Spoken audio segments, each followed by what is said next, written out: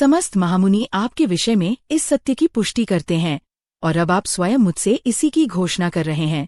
हे कृष्ण, आपने जो कुछ कहा है उसे पूर्ण रूप से मैं सत्य मानता हूँ। हे प्रभु, न तो देवता और न असुर ही आपके व्यक्तित्व को समझ सकते हैं।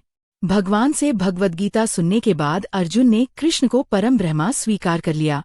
प्रत्येक जीव ब्रह्मा है, लेकिन परम पुरुषोत्तम भगवान परम ब्रह्मा है।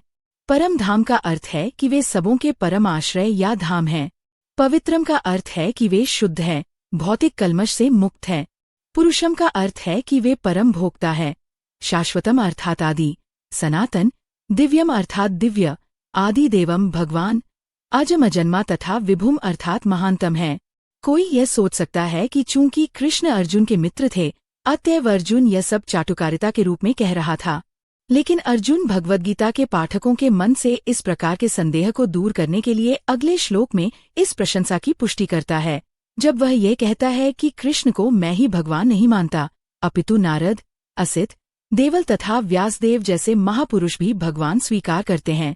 ये सब महापुरुष है जो समस्त आचार्यों द्वारा स्वीकृत वैदिक ज्ञान का वितरण, प्रचार करते हैं। अतएव अर्जुन श्री कृष्ण से कहता है कि वे जो कुछ भी कहते हैं उसे वह पूर्ण सत्य मानता है।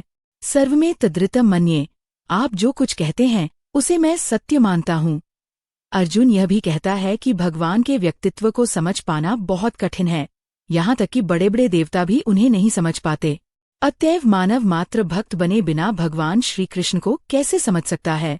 अतएव भगवद्गीता को भक्तिभाव से ग्रहण करना चाहिए। किसी को यह नहीं सोचना चाहिए कि वह कृष्ण के तुल्य है, नहीं यह सोचना चाहिए कि कृष्ण सामान्य पुरुष है या कि एक महान व्यक्तित्व है। भगवान श्री कृष्ण साक्षात पुरुषोत्तम भगवान हैं। अतएव भगवद्गीता के कथनानुसार या भगवद्गीता को समझने का प्रयत्न करने वाले अर्जुन के कथनानुसार हमें सिद्धांत रूप में कम से कम इतना तो स्वीकार कर लेना चाहिए कि श्री कृष्ण भगवान हैं, और उसी विनीत भाव से हम भगवद्गीता को समझ सकते हैं।